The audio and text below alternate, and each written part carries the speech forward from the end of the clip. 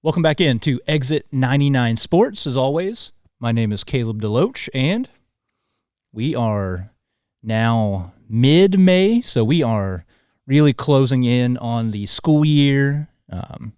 As I'm recording, graduation just happened this weekend, last night. Recording here on Saturday the 17th. So, we are here at the very, very end of the school year. A lot of seasons are over with for several sports and a lot of individuals, teams. And so we are right here at the end of the school year, at the end of the spring sports calendar. And so, we're about done here. We've about wrapped up this school year. We'll get reflective later on, but it's been a lot of fun. For me personally, covering this and, talking about sports, doing it on the radio for Jackson, basketball, football this year. So it's been a lot of fun, and it's been another good week of local sports in the area. We've begun the postseason pretty much throughout every sport now at this point in the area, so we'll start to kind of get into hopefully some of these results that we're seeing thus far to this point, but we will take a step back to this past week, starting Monday, May 12th, and I'll start over at on baseball. Monday, Cape took on Marion. Pretty good Marion team. They had their way, I believe, now at this point with everybody in the Cape Jackson area. I think they are undefeated against Cape County teams, if memory serves. I know they beat Notre Dame. They beat Jackson at Jackson by 1, I want to say. And Cape went to Marion, lost that one 13-5. Tough loss for the Tigers. They had a huge winning streak, as but since the SEMO Conference Tournament, it has not gone the Tigers' way pretty consistently. They have picked up some wins, but a little bit of a skid here heading into the postseason. On Tuesday, pretty interesting couple of ball games we had. Saxony knocked off Puxico 2-0. Good win over another small school by the Crusaders. Then we had a couple of very competitive, very fun games. We'll talk about the one. Jackson played CBC, a Metro Catholic Conference school, always tough. CBC is usually loaded with college-level players. Always feels like they have at least one kid that's going very high major. Jackson was able to come away with the victory there, 5-4 over the Cadets. Hats off to Drew Parsons. He got the start. He went 6 2/3, only gave up 4 hits in the ball game. Tough to do. Very, very good CBC squad, like I said. Tough to go up there, tough to get a victory, and that's what Jackson did. Another nice win over a couple now of Metro Catholic schools. They beat DeSmet this past week as well, so or a couple weeks ago now. So a good close to the season for the Indians. I feel like a lot of people were probably concerned about how things were going early in the year. You saw Jackson lose a few games that you're maybe not used to seeing them. Cape beat them for the first time in like 8 years. Notre Dame beat them for the first time in like 6 years, something crazy like that. So I know a lot of people were down on the Indians early, but it feels like they've kind of rounded into form. Guys are hitting, pitching is there now. Feel like they're pretty complete right now at the end of the year. Now, obviously, they're about to have to go up and play some very, very good competition in the postseason. So we'll get there when we get there, but great job by the Indians kind of closing the season strong. So like I said, they got CBC, beat them 5-4, and Cale Crowley as well. He hit really well, 2 for 3, had a home run, 2 RBIs. So he is playing well. Indians playing well. And then we had a big one here in Cape Girardeau. Cape went to Notre Dame, and the Bulldogs come up with the 7-6 win. Channing Pattengill got the game-winning single, bottom of the 6th, and they were able to close out the Tigers there at home. I know they honored Jess Bolin pregame. So pretty cool. I know TJ came around to Bolin for Notre Dame, came around to score the winning run. Cool scene over there. Honoring Jess Bolin. He has had, obviously, like I said, his grandson plays on the team, but, he's had a big hand in both programs, had a lot of players play for him from Cape and Notre Dame and, all over the area. Just a legend in the area. Sad to see him go this year. He's meant a lot to a lot of people, and he is probably the biggest, most central figure in baseball in Southeast Missouri. So pretty cool to see them honor him. Notre Dame wore Capitol Hall's jersey, so that was pretty cool as well. Notre Dame picks up the big rivalry win, 7-6. I know Cape just beat them now a couple weeks ago in the SEMO Conference Tournament, so nice bounce back for the Bulldogs. Then on Wednesday, Jackson played Kennett, and common theme here. I know it was written, I saw the Jackson baseball Twitter account, I think, posted that they win 3-2, and that was their 14th one-run game of the season. 14 one-run games. 3-2, Kennett, they're not the Kennett that is winning state titles or like they were a few years ago, but still a very good program, proud program. They make things very difficult for people. And, Jackson knocking off Kennett 3-2. Matt Carter got the walk-off single there in the 7th. Grant Brown had a leadoff triple, so he came around the score on the single by Carter. And Braden Smith pitched well, helped close out that one, went 2 innings, had a perfect 2 innings, no hits, no runs. So good pitching, good hitting by the Indians when they need it. And like I said, 14 one-run games is insane. Definitely make you, the hair you have left turn gray or start falling out, one or the other. So congratulations to the Indians. That's how they end the regular season, 19-13. Good year, like I said, came back from maybe a rough start, some tough losses they're not used to having. They were kind of able to – they didn't let go of the rope. Those are kind of the two options you have, really. And there's another program, Cape Central, kind of a similar thing. They started the season, I think, 0-6. Then I think they immediately bounced back and had like a 10-game win streak. So, very proud of both programs. Did not let go of the rope. You have it. That's what the opportunity. You have one option or the other, right? You struggle. Things are not going your way. You can either just pack it in, just say, hey, we're going to get smoked by some people, whatever. Just trying to cash a paycheck here. Just trying to get through the season. But no, they both turned it around. They both dug in. They rallied around each other. Good job by the coaching staffs and the players to get things turned around. And both ball clubs finished the year very, very well. Speaking of that, Cape Central knocked off DeSoto 5-4, so good win by them. However, they did come up Saturday and lose to Oakville 6-3. Good Oakville team. So it was a tough loss there for Cape Central. They really had to dig back, fight back. It was 5-0, so Cape did kind of claw back into it a little bit, but unable to pick up the win to kind of close out the season. So, a tough way maybe to end the year if you are Cape Central, but you're in a much better spot than you started out. Like I said, they began the year 0-6, kind of sputtering. I didn't know where they were going to end up. First year head coach, it's like, hey, maybe they're just taking a season to get acclimated to whatever. But no, they dug in, they fought, they finished the year well. And like I said, they do come up short against Oakville 6-3, but a good Oakville team. And yeah, so now we are able to kind of just jump straight into the postseason for baseball. Everybody now is at that point going into the postseason.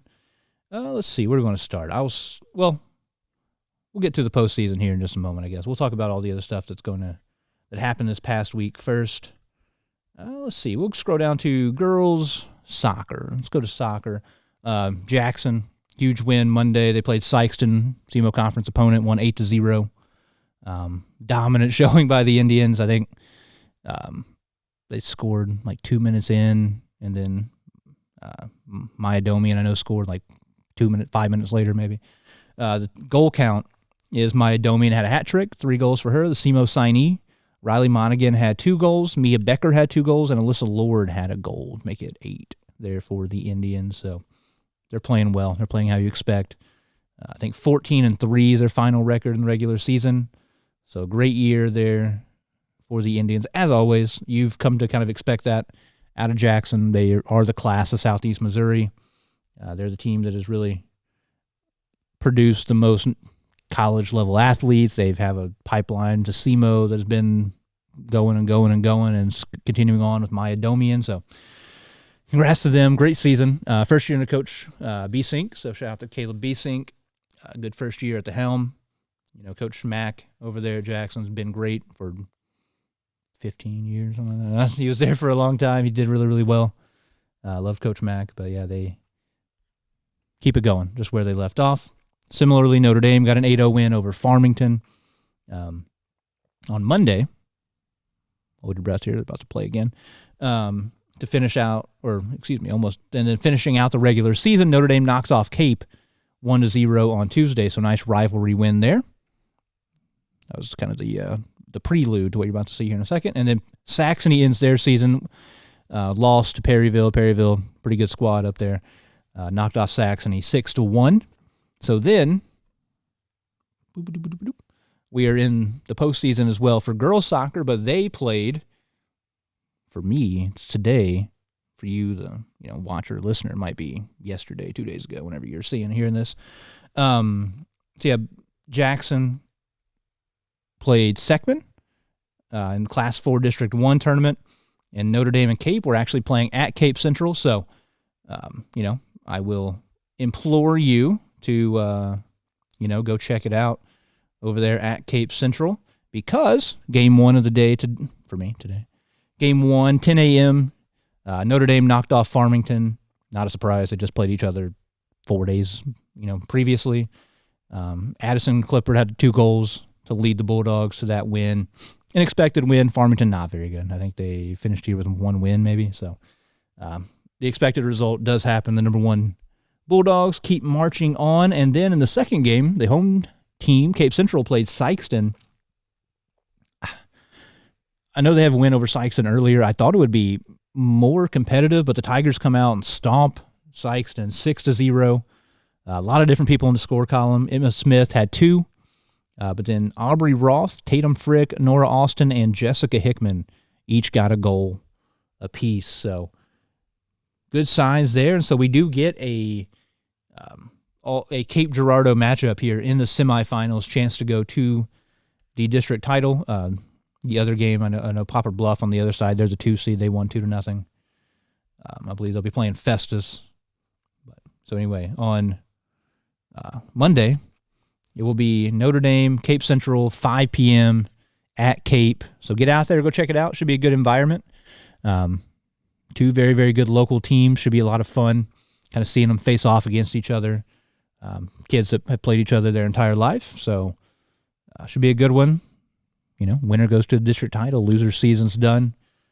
Kind of how it works, unfortunately. But yeah, a good way to come to a head between these teams here in the district semifinals. So that's going to be an exciting one. And then, like I said, for me personally, you guys have known the result, but I just saw the final come in for Seckman and Jackson. Jackson played Seckman, knocked them off 2-0. Second win, I think, over Seckman. Always a tough game. I say that. Could be a massive win streak at this point by Jackson over Seckman, but I know, during my time in high school and some of the years following, it was always a very tough matchup between Seckman and Jackson, very physical game. The Indians come up with a big win there over Seckman. Now 15-3, they'll be advancing to the semifinals, and they'll be taking on a very good, the number 2 seed. Jackson's a 3. They'll be taking on a very good Narrix Hall team up there at Narrix Hall. That game will be on Tuesday at 6 p.m. So, I'd say decent timing-wise. It is in Webster Groves, Missouri, if you know where that is. I want to test my geology, I think, or geography. My geography, I think it's west, kind of west suburban St. Louis-ish, kind of, but southwest.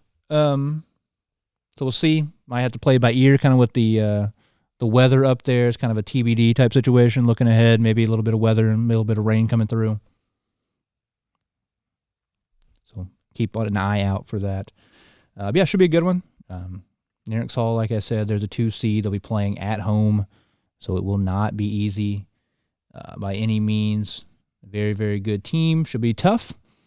Jackson has played a very, very tough schedule, though, this year. They've played good squads from St. Louis. They went out west, played some tough teams. They've knocked off Marquette. They've knocked off Helias. They've dominated this area, beating all comers. They played a tough one, lost to Timberland. They went out west, like I said, beat a good Glendale squad. So they played the best team in the state of Missouri in Corey Zoo. So Jackson's definitely battle-tested, so they will have to go on the road. Played Narrix Hall for an opportunity to presumably rematch against Corey Zoo. once again, we'll kind of cross that line when we get there. I'll be rooting for the Indians. Many people have said this Jorge Zoo team is the best in the state, period, regardless of class. They won a state title a year ago. They have the player of the year in the state of Missouri, who I think is only like a sophomore. So a very, very talented team. It will be a tough one for sure, but I'm excited. But don't get ahead of yourself. Jackson does have a tough opponent in the semifinals that they're ranked below. So it'll be an uphill battle for the Indians, but best of luck as they try to keep the dream alive and move into a big-time matchup against maybe Jorge Zoo. And then for Saxony, they will be starting district play on Tuesday. They'll be taking on Perryville, who they just played at that point like 5 days beforehand. So it won't be easy. Like I said, Perryville did just beat them pretty good. Pretty solid Perryville team. They're around 500. They knocked off Saxony 6-1. So, maybe a chance for Perryville to overlook them. So you might be rooting, if you're rooting for Saxony, that might be the spin you put on the game. But it will not be easy at all. It's going to be up at DeSoto, looks like the location for that one. So it'll be a good matchup. Both teams, according to Misha, sit at 8-7. Both teams decently high scoring, averaging around 3+ goals a game. But yeah, the Crusaders will have their hands full playing a team that did just beat them by 5 goals. So we'll be, like I said, we'll be rooting for Saxony, but it will definitely be an uphill battle. They come in as the 5 seed. Best of luck to them. Kind of continuing on, talking about results that we had this past week. Another postseason game you saw was Saxony. I mentioned in the last episode, their boys team made it to the district title in upset fashion. They beat Notre Dame, who was the 1 seed in their district. They went on, though, and played St. Pius X, a team that had already beat Saxony earlier in the year. St. Pius did get the sweep over Saxony. The positive, you can say, it stinks, right? You lose kind of here in town. But nobody expected you to be there at that point, and you made it there. It was a tough season.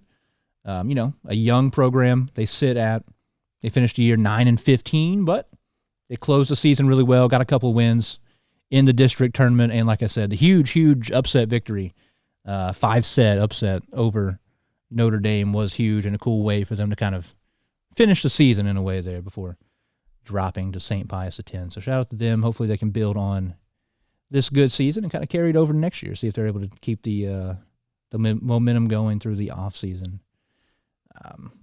The other, big postseason event, I guess you could say, the golf tournament throughout the area happened this past Monday for Jackson, Class 5, District 1, high level of golf.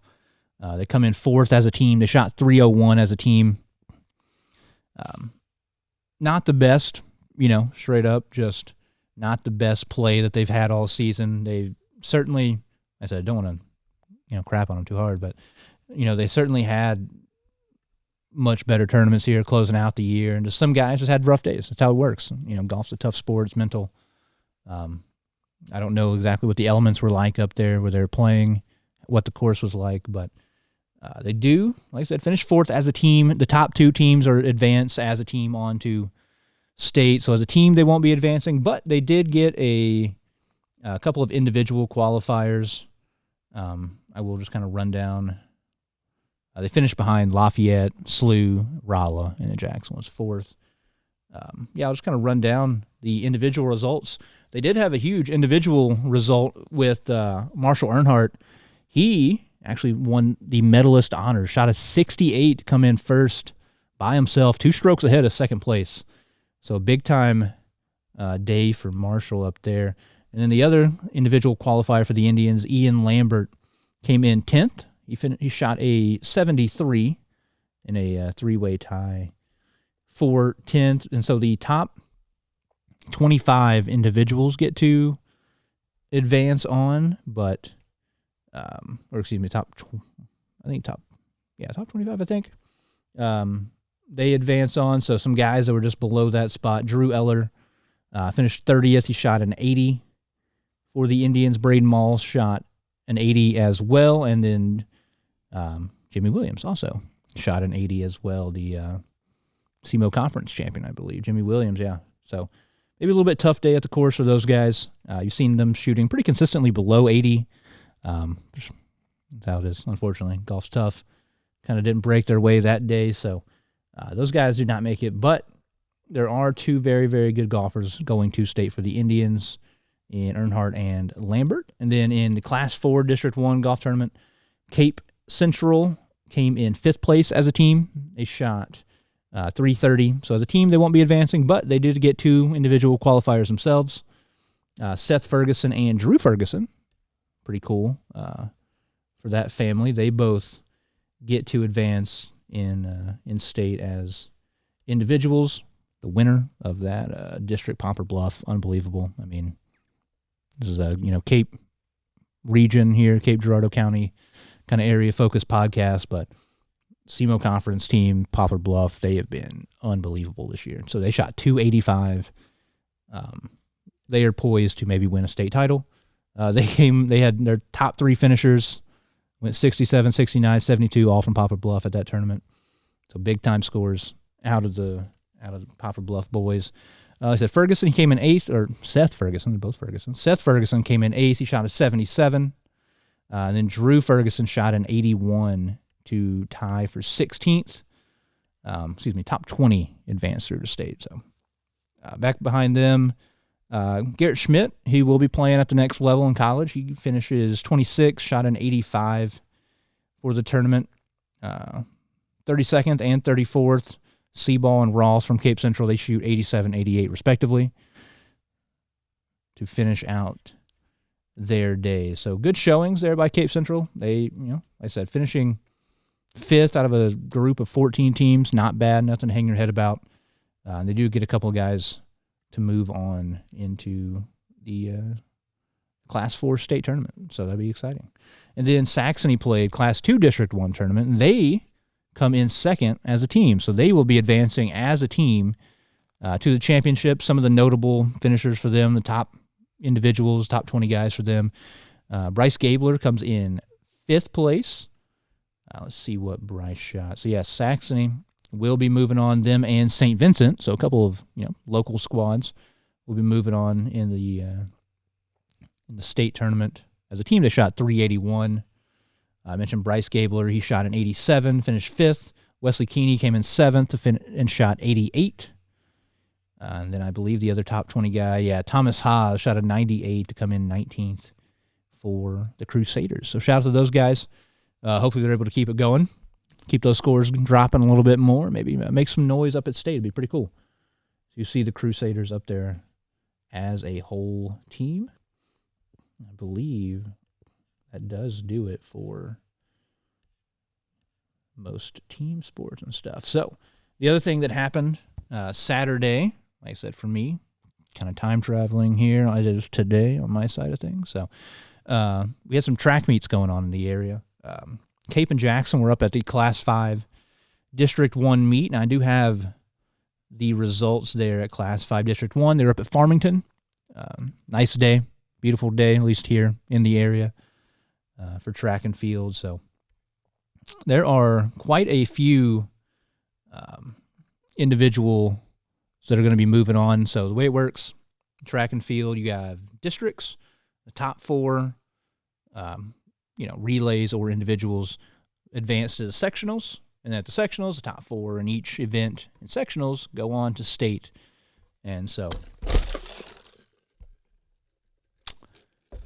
the people that are going to be advancing on in Class 5, in the 100, you have Blaine Reagan ran for the Indians. He continues to be incredible.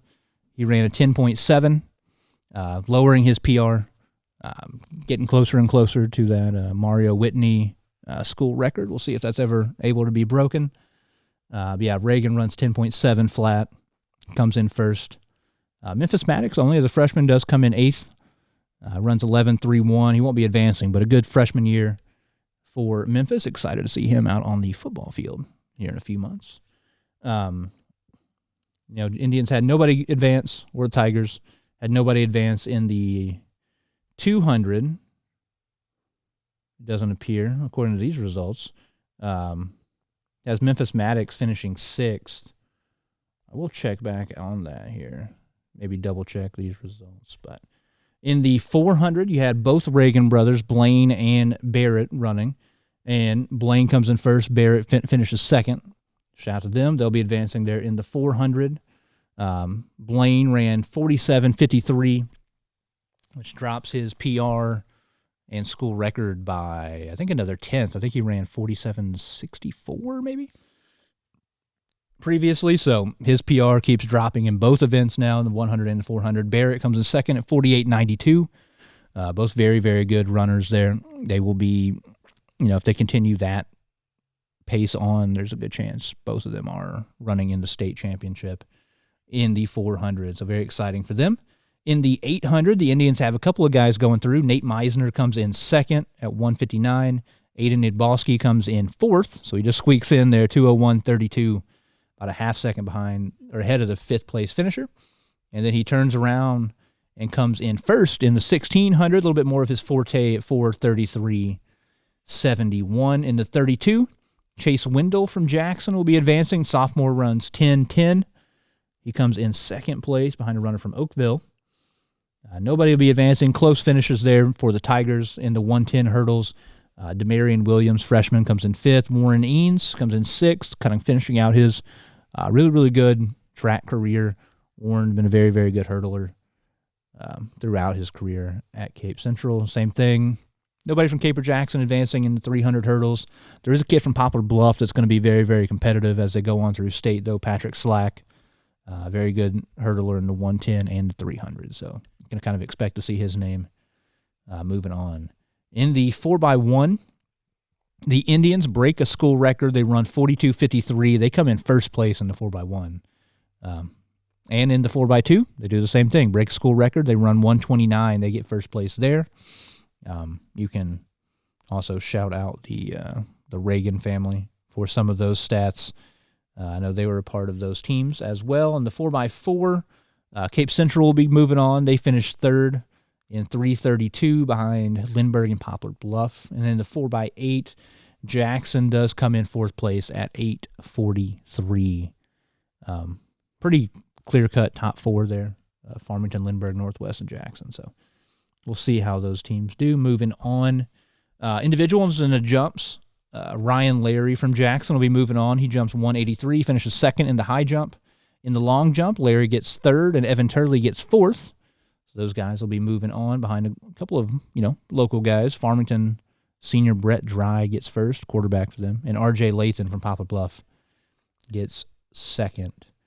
Nobody made it in the triple jump, just outside. Evan Turley from Jackson finishes fifth. Tucker Teague finishes sixth for the Indians. So nobody advancing there. The maybe outside of the Reagans, the most easy lock there was in the field. Kent Sheridan from Cape Central, pole vaulter, does come in first place, and he'll be moving on. Like I said, if he's clipping that PR, he has a good chance to be medaling very, very high at the state meet. So shout out to Sheridan. He keeps it going, doing what he does best. Discus, Bryson Wessel, left tackle for the Indians, third place finisher in wrestling for the Indians, kind of showing off the all-around skill set he has, comes in second in the discus, 46.53, big-time throw by Wessel. We'll talk more about Bryson here in a little bit as well. He moves on there. And then the shot put, you have three total area people advancing on. Gavin Shin drops 14.86 on his last throw of the day to sneak in at fourth place. Zykel Hall, Cape Central senior, throws 14.91. He'll be moving on. And then in first place, Isaiah Husky throws 16 meters. That's just, he can wake up out of bed and throw 16 meters. He's hit over 17 this year. Excited to see where he's able to, kind of finish out. He has a very good chance of finishing high in the state meet. Eventually you're going to run into a guy named Jackson Cantwell. Probably not going to beat him. But Husky, very, very, very good shot put thrower for the Tigers. He's moving on. And then on the girls' side, A lot of people advancing there as well. The star freshman for the Tigers, Taraji Riley, wins the 100. Aaliyah Jackson comes in second for the Tigers, so they both get to move on. In the 200, it is Sheralea Jackson. She comes in second. Brooklyn Williams of Jackson of Cape comes in second. And Brooklyn Williams of Jackson comes in third. And then Jamie Dawson-Ide, really good multi-sport athlete. She gets fourth in the 200, and she bounces back in the 400. She gets first place in a minute flat, so great race there by her. And Elena Kentner, a freshman for the Indians, does advance as well. She gets fourth place. In the 800, it'll just be Michaela Drum of Jackson advancing. She gets second, 225. In the 16, though, the Indians go 1-2. That's Emma Niedbalski gets first in 5:20.34, and then 15 seconds behind, Annika Barks gets second place. A big-time run there by Emma. The juniors looking to make some noise maybe here as we advance through the postseason. Annika Barks gets third in the 3,200. Very good run by a runner from Lindbergh coming in 11:30. Maya Farrar does also sneak across in fourth place for the Tigers in the 100 hurdles. So the senior season is staying alive. In the 300, Kendall Leland from Jackson comes in second place.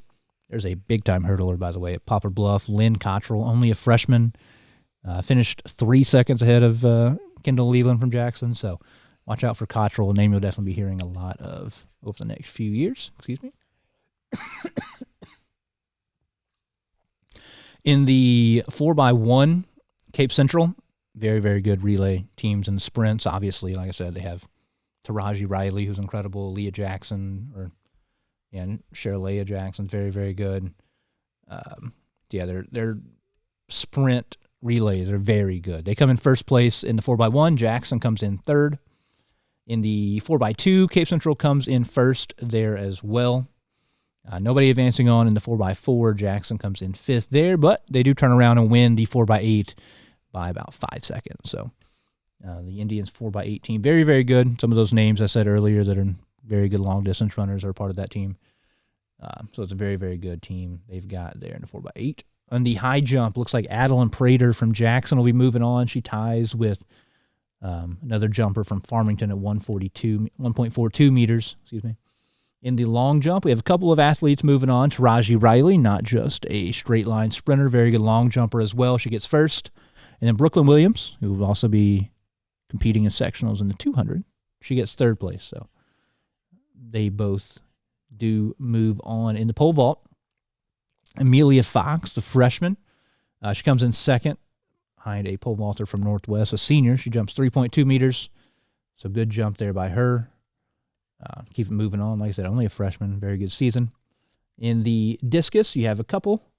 One from Cape, one from Jackson. Layla Bergfield, the sophomore, gets first place in the discus, and then Emerson Gross, senior, comes in second. They're about half meter separating those two, so they'll both be moving on as well. In the javelin, Katarina Ellefson from Jackson, she gets first place, 37.21, and then Jayla Smith throws her way into fourth place, so she will be moving on to sectionals as well. In the shot put, it's all Emerson Gross, winning by nearly a full meter.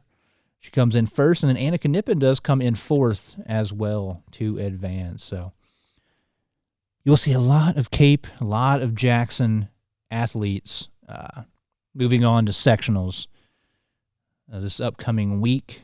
We will take a gander at that here shortly as well and try to see if any more results have rolled in as of now, time of recording. So some big-time athletes there for the Indians and the Tigers to keep up with as they go on in state. Like I said, track and field, a little bit longer of a season, so they'll be going on, if they do make it to state, a few more weeks here in the season. So a lot of kids are going to be out on the track, not in school anymore. So shout out to them. I mentioned, let's see, so next week, I already talked about soccer, what we have going on there. A lot of teams still active, still playing in the world of soccer. In baseball, we have districts as well coming up this next week. I'll start in Class 6 and go down. So Class 6, District 1, Jackson comes in as the 4 seed.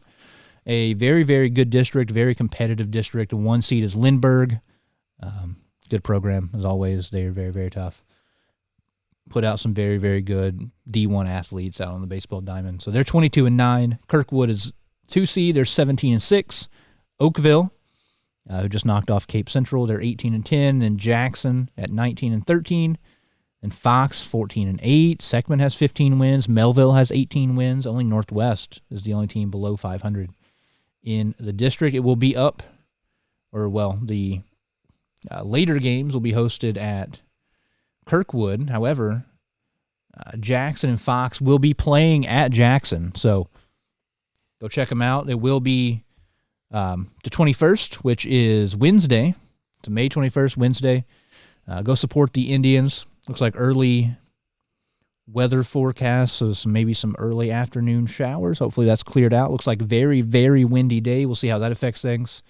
Like I mentioned, Jackson will be taking on Fox. Fox is 4-8 or 14-8. Excuse me. They have had a pretty good season. They score a lot against some bad teams this season. They did come down to Jackson and the Indians, like they have on almost every game they played. Won by 1 run, 5-4 over the Warriors from Fox. But Fox has played some good teams. They've played very competitive schedule up in St. Louis area. So it'll be a tough ball game. It'll be at home for the Indians. So that is definitely an advantage. But it will not be easy whatsoever. Like I said, the Indians come in 19-13. There's been some crossover between the two schools, but there's no, transitive, somebody beat somebody, they lost to this guy. No. They've all beaten and lost to the exact same team, so should be a good matchup. Should be an even one. Like I said, it was separated by 1 run the last time they played, so it'll be tough. The winner will be taking on, presumably, Lindbergh the very next day on Thursday. And at the moment, you click on the Misha website, it says that will be at Lindbergh High School. So if that is the case, if the Indians do beat Fox, looks like they're going to be playing on the road at Lindbergh. And if they're able to pull off the upset over the 1 seed Flyers, and it will be at Kirkwood for the final on the 24th, Saturday at noon up there at Kirkwood. So be prepared for that. We'll keep moving down here. Class 5, District 1, that is where you will find Cape Central. The seeding there, the Tigers are 6th. The 1 seed is Farmington. Good year. Farmington, I know, beat. I believe they beat everybody here in the area, right? I think they beat Cape Jackson and Notre Dame. We'll look at that in just a moment. But Farmington's the 1 seed. Hillsboro's is 2. And Festus. Bluff is the 4. North County, and then Cape Central, Sykeston, and then DeSoto. Another district, pretty good district across the board. Pretty even teams. A lot of almost everybody from the 3 through the 8 spot is kind of right around 500. So who knows how it'll go. It says the host is North County, but similarly to the other district we just talked about, we'll see where they're playing at. And it will be, according to the Misha website, it will be at North County. Cape Central will be playing at 6:30 on the 21st, so that is Wednesday. They'll be taking on Festus. Like I said, Festus, pretty good squad. 14-1 is what they're listed at on the season. They're scoring about 5 runs per ball game. They played some similar opponents to Cape Central. They've, like I said, mostly beaten and lost to the same teams, so not a lot to really take away from that. They've played a lot of very similar opponents. But yeah, Festus, good team. They came into the year highly thought of, highly touted. So they may be kind of disappointed a little bit in their opinion, but they do play a tough schedule. They played, a lot of out-of-state teams. They play a lot of very good teams in the St. Louis region. So they are definitely capable and definitely a good opponent for the Tigers. So Cape will have to bring the A game. Looks like that will be up at North County to go make that terrible drive out to Bonne Terre, Missouri. Kind of gross. But 6:30 p.m., we'll be rooting for the Tigers. We'll see who they go with. They've been playing well across the board pretty much the back half of the season, like I've said a few times. Coach Palmer, his boy Keegan Palmer, has been playing really, really well, pitching and hitting. So if Cape Central is able to come away with a win, they will be playing again on Saturday the 24th against the winner of Hillsboro and Sykeston. If it is Hillsboro, that is a matchup that I believe Cape Central has already seen this year. According to the schedule, it just says that is not the case, so ignore me. But yeah, so Hillsboro might be the opponent there in the second round. That would be Saturday at 2 p.m. at North County. So keep an eye out for that. And then moving down the line, we'll just look at what we have left. Notre Dame will be in Class 4, District 1. And also we're about to get to Saxony, who did play. As you already know, they just played for Meade earlier today. Notre Dame is in Class 4, District 1. They are the 3 seed there behind Dexter and Fredericktown. And then Notre Dame, Kennett's the 4 seed, Doniphan's the 5 seed. The host there is Kennett. So Notre Dame will be playing Fredericktown, who also has Marquand Zion, part of their team. It will be at Kennett. It will be Monday the 19th, 6 p.m. Another kind of, you're going to be looking out for the weather. Spring, it's kind of what you expect anyway. There's always rain possible. According to the weather look-ahead forecast, showers likely, possible thunderstorm, mostly cloudy, low around 70, a little bit of wind. So be prepared for the possibility of maybe that game getting pushed off. We'll see. Fredericktown, good squad, 15-9. They average about 4.5 runs scored a ball game. You know, they beat some pretty good teams. They beat Farmington. They beat Hillsboro. They beat Kelly.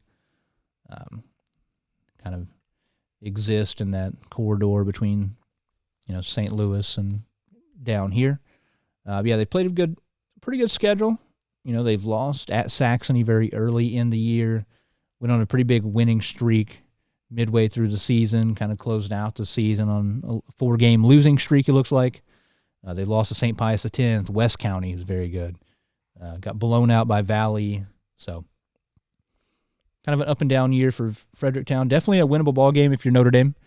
I'm going to unofficially predict Notre Dame to win that ball game. And if that does hold true, only a 5-team district, so you are immediately in the championship. And the championship will be Wednesday against the winner of Dexter and Kennett. Kennett already played and won over Doniphan, the play-in game. So Dexter versus Kennett.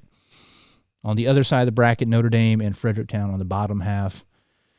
And the winners will be playing down at Kennett. So if it is Dexter, it's a team that Notre Dame has already seen this year. You've seen them here across the Southeast Missouri region. Dexter, for some common opponents, Dexter lost to Jackson by 1 run.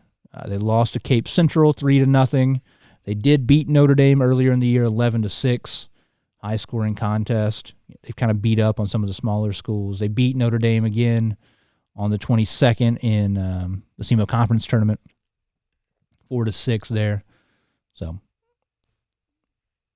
Notre Dame's due, right? Or they beat Notre Dame, They beat Notre Dame 4-1. Or no, they lost. I can't read anymore. They lost to Notre Dame 4-1 in the SEMO Conference Tournament. So should be a good ball game. Will be interesting. I like Notre Dame to potentially get out of this district. They're playing pretty well. Once again, getting way ahead of ourselves if that is the case. You could be seeing a team from, a little bit up the interstate, St. John, Perryville potentially, if they do get out of their district. But Class 3, District 2, where you'll find the Saxony Lutheran Crusaders, very tough district. Class 3 District 2 is the home of Scott City, who is 25-2. They spent a lot of the year number 1 in state in Class 3. Behind them, you've got East Prairie, who is loaded. Noah Johnson, very good player, 18-5. East Prairie on the season. You got Greenville, then Kelly, Saxony, Woodland.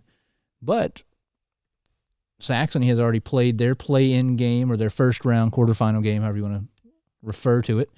They knocked off Kelly, which is a good squad. Kelly's a very good team, but also they had to do it at Kelly, and they did so 4-2 over the Hawks. Nice win by Saxony. But, so a good win. Let's start there. Good win. Definitely big congratulations Very, very good offense over at Saxon. You've seen some crazy numbers put up. I just looked. They average 8.5 runs scored per game. They put up some huge numbers this year. When they play maybe inferior opponents, they've really laid on the lumber.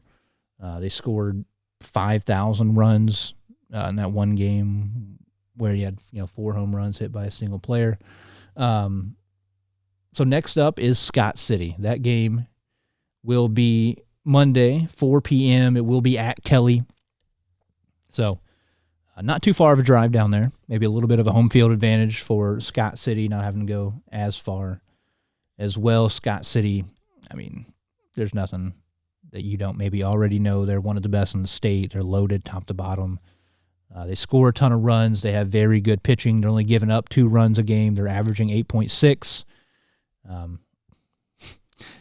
Neutral site games like this one is, they're undefeated on the year, 5-0.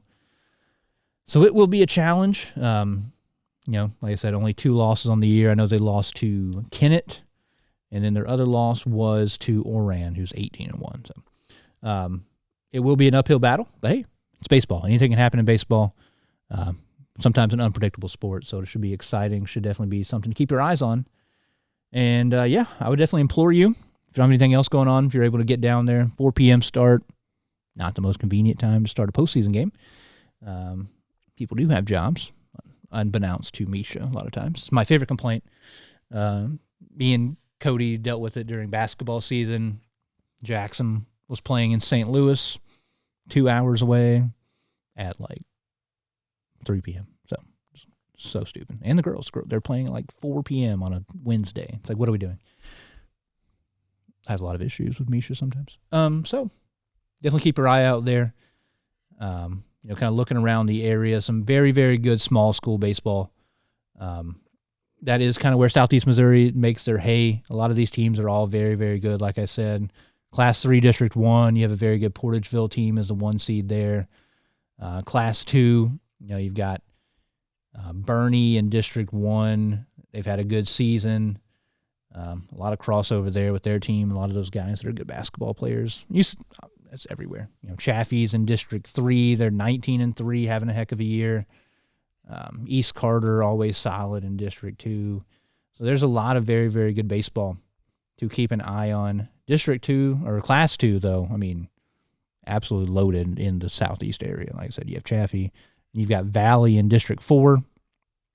Kind of stinks. You might be watching the state title game being played in like a, whatever it is, state sectional quarterfinal round, whatever it may be. Class 1, District 2. I mentioned you have a very, very good Oran team. They're looking to make some noise. They're already in the district title game. They'll be playing Bell City on Wednesday. So a very, very good area for baseball. A lot of good teams playing. Definitely keep up with all the teams, what they're doing. Like I said, it's not always easy to do once it gets to the postseason. Can't watch for free anymore, stuff like that a lot of times. I know people will have them on the radio. Definitely go check out some good baseball. The season is almost over. There's a lot of teams, you're in the postseason. So the next loss, Cape, Jackson, Notre Dame, Saxon, and catches, they're done. Those kids a lot of them will never pick up a baseball bat again and play. So that's always kind of my plea here is go check out what's going on. Go watch some of these kids play. And we are about at the end. One more person I wanted to highlight, Matthew Alston, Notre Dame, one more individual. He went to state in singles. He lost in the second round there to a very good, very, very, very good player from Parkway Central, I want to say. Very good season for him, very good career for him at Notre Dame, 2-time singles qualifier for state, 2-time singles champ in districts. Very, very smart kid as well. Just want to give a shout out off the court. We talk about what goes on, on the field, court, track, whatever here primarily, but Matthew Alston, valedictorian, 36 on the ACT, going to Northwestern. So shout out to that guy. Best of luck, whatever it is you want to do. I'm sure it's going to have a lot of success. You're going to be very, very good at whatever it is because you've had a lot of success in everything to this point on the tennis court and in the classroom. So shout out to him. Big time stuff by Matthew Alston. Last, that pretty much does it. Like I said, for prep sports, high school sports, I have to talk about one more shout out, or maybe a couple more shout outs. A a former Saxony star track and field athlete, Anna Thomason. She just won the OVC Heptathlon Championship over at SEMO. She PR'd in 3 events. She actually started out the meet tripping in the hurdles, coming in dead last. So, another kind of redemption story there for Anna. She could have just said, all right, well, I'm going to hang my head and we're just going to power through the rest of these events and just whatever. But, she started out in a huge hole and battled all the way back, had PRs in high jump, long jump, shot put, won 3 events, individual events in heptathlon. And she was also named 2025 Female OVC Field Athlete of the Year this year. So big-time stuff out of Anna. She continues to be just an absolute stud over there at SEMO in the multi-events. And, comes up with a big OVC championship in the heptathlon. Just a couple more individual, accolades, you can say. I mentioned Bryson Wessel earlier. He's going to sectionals for the discus, and he continues to kind of rack up. That's what I'm looking at on my phone right now. He continues to rack up scholarships to play football at the next level, as he is, like I said, very good wrestler. Came 3rd in state, I believe. All-state offensive lineman for the Indians, plays left tackle for Jackson.